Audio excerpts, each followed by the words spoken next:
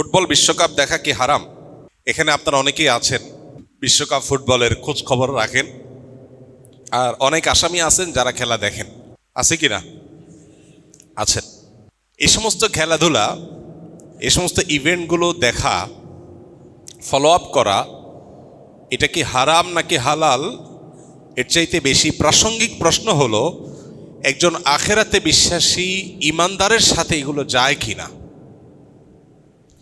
প্রিয় ভাইরা আমার, নাম যার খেলা, নাম যার কি খেলা, খেলা তামাশা, এর মানেই হলো সিরিয়াস কোনো বিষয় না,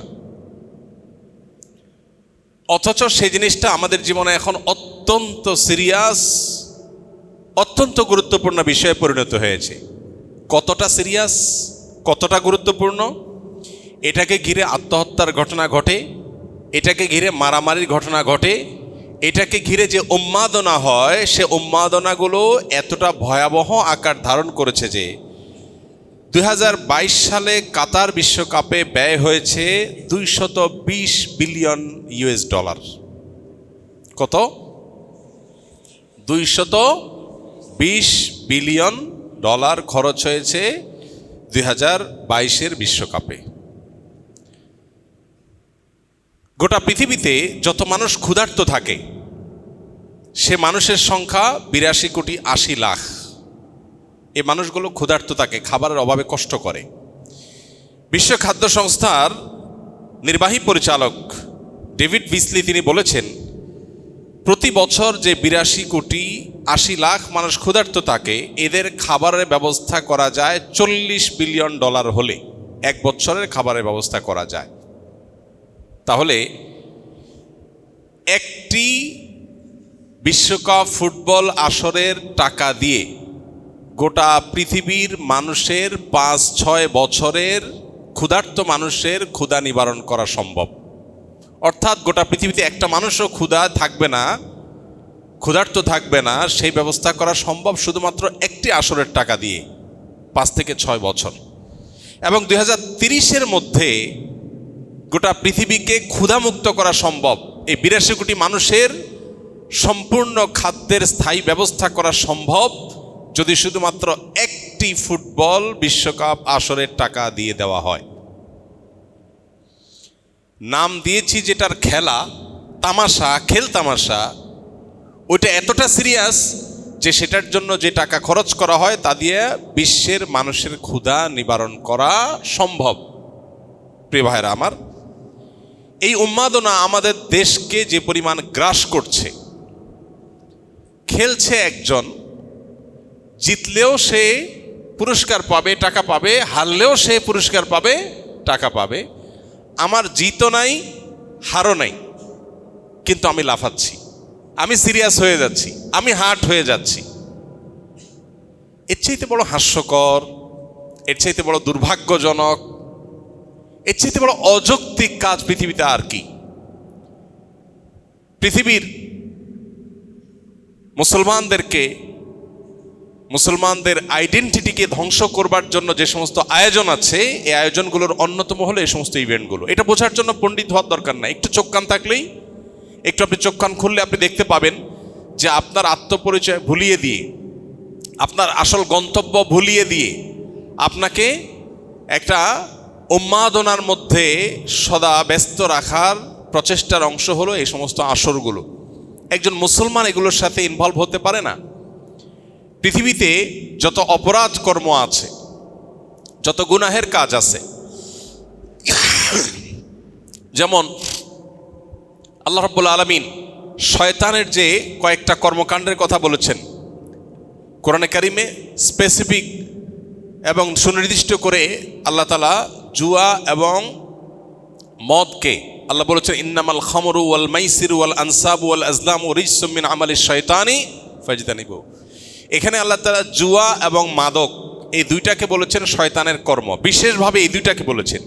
আর এই সমস্ত খেলাকে কেন্দ্র করে মাদক এবং জুয়ার সবচেয়ে বড় আসর বিশ্বব্যাপী বসে থাকে। আর জেনা, ব্যভিচারের যে পথ গোটা বিশ্বব্যাপী সবচেয়ে বেশি উন্মোচিত হয় এই সমস্ত আসরে, সেটা তো বলার অপেক্ষা রাখে না। একজন মুসলমান যে আখেরাতে বিশ্বাসী, জান্নাতে বিশ্বাসী, আল্লাহতে বিশ্বাসী, তার বেঁচে থাকার জন্য তো বহু বিনোদনের ব্যবস্থা ইসলাম রেখেছে। দাম্পত্য জীবনের স্বামী স্ত্রীর সুসম্পর্ক, এটা মানুষের বেঁচে থাকার প্রয়োজনে। আল্লাহ বলেছেন লিতাসকুনু ইলাইহা, আদম আলাইহিস সালামের জন্য হাওয়াকে তৈরি করেছেন যাতে করে একে অন্যের মাধ্যমে প্রশান্তি লাভ করতে পারে, ভালো সময় কাটে, মানসিক সুখ হয়। আল্লাহ তাআলা আমাদেরকে যে পরিবার দিয়েছেন, এই পরিবারটা আমাদের কাছে বড় উপভোগ্য। আমাদের মায়ের মমতা আমাদেরকে আনন্দিত করে, পরিতৃপ্ত করে। সন্তানকে আদর করে মা পরিতৃপ্তি পায়, বাবার স্নেহ সন্তানকে আনন্দিত করে, আবার সন্তানের শ্রদ্ধা বাবাকে আনন্দিত করে। ভাই বোনের মধ্যে, পরিবারের মধ্যে সুখের সময় কাটানো মানুষকে আনন্দিত করে। মুসলমানের আনন্দের তো বহু উপলক্ষ আছে। ওদের পরিবার ব্যবস্থাপনা ভেঙে পড়েছে, ওদের পরিবার ধ্বংস হয়ে গেছে, ওদের কারোর সাথে কোনো সম্পর্ক নেই, তাদের স্বামী স্ত্রীর মধ্যে রিলেশন নেই, তাদের সব কিছু প্লাস্টিকের বিষয়, প্লাস্টিকের সম্পর্ক। তাদের জন্য এই সমস্ত আসরগুলো সান্ত্বনার বা মানসিক সুখের কারণ হতে পারে। মাদক আর জুয়ার মধ্যে ডুবে থেকে তারা সাময়িক আনন্দ পাওয়ার চেষ্টা করতে পারে। আপনার জন্য তো এটা মানায় না, মুসলমানের সাথে এটা তো যায় না। আমাদের দেশে যে পরিমাণ জুয়া এর প্রচলন শুরু হয়েছে, প্রতি বছর ফুটবল বিশ্বকাপকে কেন্দ্র করে, ফুটবল ক্রিকেটকে কেন্দ্র করে বড় বড় মনিটরে দেশের প্রত্যন্ত অঞ্চলে খেলা দেখাবার যে ব্যবস্থা হয়, সেখানে রীতিমতো গ্রামের ছেলেমেয়েরা এখন জুয়া এবং বাজি ধরাধরি করছে এবং নিঃস্ব হয়ে যাচ্ছে। গত কয়েক বছর আগে ক্যাসিনো কাণ্ডে বহু কোটিপতি, লাখপতি রাস্তার ভিখারি হয়ে গেছে, এটা নিয়ে বহু নিউজ হয়েছে, অনেক রতি মহারতি গ্রেপ্তার হয়েছে, আপনারা জানেন। অথচ অনলাইন জুয়া এটা আজকে পকেটে পকেটে ঢুকায় দেওয়া হচ্ছে। যে জুয়ার বিরুদ্ধে আমাদের সরকার, যে জুয়ার বিরুদ্ধে আমাদের সরকার এবং প্রশাসন সংগ্রাম করে চলছে, যে জুয়ার থাবা থেকে সমাজকে বাঁচাবার চেষ্টা করছে, সেই জুয়া আমাদের দেশে সবচেয়ে বেশি প্রবেশ করে স্পোর্টসের হাত ধরে, তথাকথিত খেলাধুলার হাত ধরে। যতগুলো খেলাধুলার আসর হয়ে থাকে, অনলাইন ইভেন্ট হয়ে থাকে, এগুলোকে ঘিরে আমাদের তরুণদের মধ্যে, যুবকদের মধ্যে জুয়ার আদান প্রদান এবং জুয়া খেলার টেন্ডেন্সি এটা ব্যাপকভাবে বাড়ছে। এই বিষয়টাকে কর্তৃপক্ষের গভীরভাবে মনোযোগ দিয়ে দেখা উচিত। যদি এটা দেখা হয় তাহলে সেক্ষেত্রে একে তো নীতিনৈতিকতার যে অভাব, সেটা আমরা কিছুটা হলেও দূর করতে পারবো। যদি আমরা এই উন্মাদনা থামাতে পারি তাহলে আমাদের তরুণদের মধ্যে যে বকে যাওয়ার প্রবণতা, সেটা কিছুটা হলেও কমানো যাবে। জুয়ার যে প্রবণতা, সেটা কিছুটা হলেও কমানো যাবে।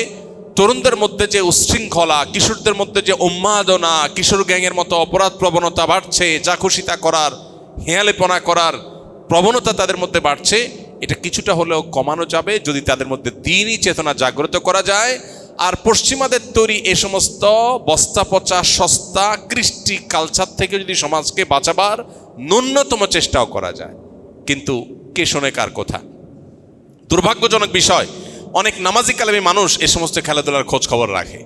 ভাইরা আমার, আমরা আসুন তওবা করি, আল্লাহর কাছে জবাবদিহি করতে হবে।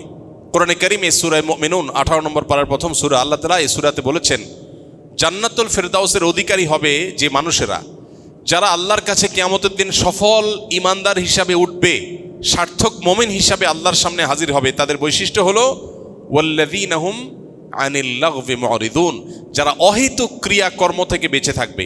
নবীজি সাল্লাল্লাহু আলাইহি সাল্লাম বলেছেন, মিন হুসনি ইসলামিল মারই তারকুহু মা লা ইয়ানি, একজন মানুষের ইসলাম সুন্দর হবে যখন সে অহেতুক অনর্থক কাজ পরিহার করবে। অনর্থক কাজ করে সে কখনো ভালো মুসলমান হতে পারে না। এই জন্য ভাই, খেলাধুলা যেটা আমার পার্থিব কোনো উপকার বয়ে আনছে না, আখেরাতের কোনো উপকার তো নাই, এরকম একটা অহেতুক কাজের পেছনে শত সহস্র হাজার হাজার ঘন্টা বরবাদ করা, এই উন্মাদনার পেছনে লক্ষ লক্ষ কর্মঘণ্টা ধ্বংস করা, আমাদের শিক্ষা, আমাদের কর্ম, আমাদের অর্থনীতি, আমাদের সব কিছুর জন্য যেটা ধ্বংসাত্মক, যেটার আপাত দৃষ্টিতে কোনো উপকারিতা নেই বললে চলে, এরকম একটা উন্মাদনার পেছনে একটা জাতির বড় অংশ ঝাঁপিয়ে পড়বে, এর চেয়ে দুর্ভাগ্যজনক বিষয় আর কিছুই নয়। এজন্য এটা থেকে ফেরাবার জন্য সেরকম সত্যিকারের দেশপ্রেমিক, সত্যিকারের উম্মাহ প্রেমিক, সত্যিকারের দেশের মানুষের কল্যাণ চায়, এরকম মানুষ আমাদের সমাজে খুব বেশি নেই। আল্লাহ তাআলা সেই মানুষগুলোকে তাদের কাজটা করার তৌফিক দান করুন। আমরা ইনশাআল্লাহ এই সমস্ত উন্মাদনা, এই সমস্ত পাগলামো, এগুলো থেকে বেঁচে থাকার চেষ্টা করবো। আল্লাহ আমাদের সবাইকে তৌফিক দান করুন।